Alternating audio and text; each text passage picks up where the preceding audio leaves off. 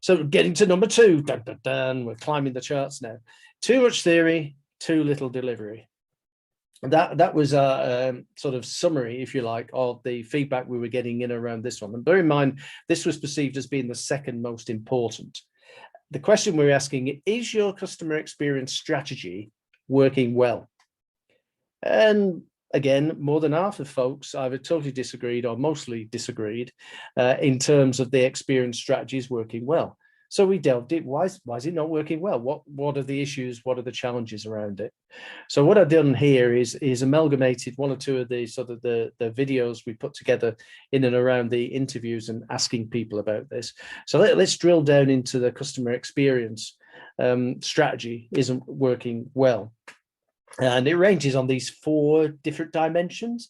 In terms of the promises that we make to each other internally to deliver customer experience, having this clear line of sight, which I think harks back to what we were just talking about there, is everybody being on the same page and understanding. And I refer to that as connecting the dots and drawing the lines. Can we ably do that? Or are we working in that fractured, segmented, siloed industrial era model still? And then there's the not here syndrome is, well, that would never work around here because, hey, we're not like that. And then walking the talk. So let's just have a listen to 1 or 2 contributors there in terms of their thinking.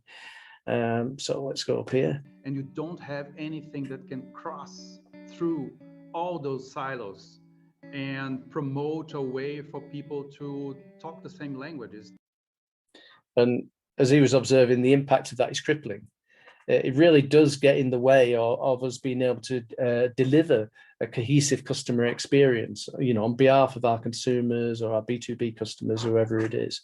And I think this other one in that sort of context was very relevant as well, was that it's like we're deluged with information. It all takes, let's say, double or triple the time that you normally would expect to do something, to achieve something. So I think that's Christian Widmer, a very large, he was a director of a very large corporate. And what he was saying was that customer experience initiatives, they look good. They talk about transforming our delivery on behalf of our customer to achieve experience excellence.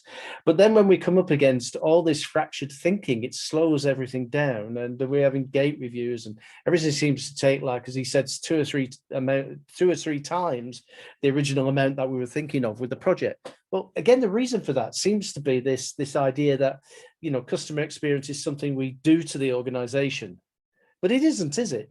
The really eloquent organizations who are good at doing this stuff know that customer experience is a part of everybody's job. The customer is everybody's job. The only reason why you're working for the company is to deliver successful customer outcomes. Now, your tasks might not directly involve interacting with the customer, but if the tasks you're doing don't contribute to the delivery of a successful customer outcome, then that could be, part of that sort of failure. The sort of not here syndrome as well was very strong in terms of thinking about, we're not an Amazon, right? That's not the way we do things around here. And that comment came across very strongly with those people who totally disagreed. They were saying, yeah, it might work over there. It might work for Gilead Sciences, or, it might work for Uber or Amazon or whatever, but we're just not like that. So it really begs the question, what are we like? And you go, well, we're very bureaucratic and we're very silo driven. You've got all the observations that you've already made, perhaps. So could you change the mindsets around that? How would you change the mindsets? Which is, again, a next practice view. And somebody said, oh, you've got to use that one. I was talking about an overburden of information. And so what did I say on that myself? An overload of irrelevance. Yeah, and I think I was on good form that day. An overload of irrelevance. So when we're talking about that, what we're talking about is this idea that we're getting so many emails, so many texts, we're getting so much information, so much data around the place associated with CX. And those people who were sort of really violently disagree that we were going in the right direction, the CX, strategy, the way we're doing things, it's not working, was to do with having to deal with this enormous amount and this volume of information, which how do you know is relevant until you've looked at it? And by the time you've looked at it, everything's slowed down even more.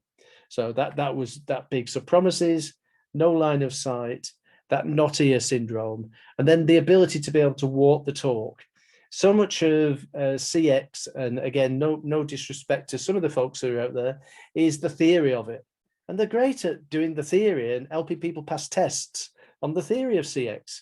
But are those people really feet on the ground, delivering at a day-to-day level to help their organizations move the dial on shareholder value? Ultimately, if you boil it down, that's what we're all here to do. So whether it's shareholder value in terms of government, and that's the citizen, shareholder value for a charity, and that's the contributors and the goodly works that we're doing on behalf of the charity, or shareholder value in a for-profit situation. And a lot of the people were feeling that the CX strategy is not delivering that success because it's wedded too much to theory. And people go, yeah, but it's early days. It's only been around 2 decades. And you got, no, the sentiment of those people who are really succeeding is to say that, no, what we've done is we've figured out how to connect the dots and how to draw the lines and how to make sure that CX is relevant at the top table. It's connected with improving shareholder values, so whether that's Triple Crown or some other metrics that are associated with the organizations you're in, and those metrics need to be outcome based. So we were taking the good ones and saying, so what are you doing that makes you say this, and filtering that out a little bit, because sometimes some people are really, they're unduly optimistic, but at the same time within there are some defined next practices that are emerging. So shall we get to number 1?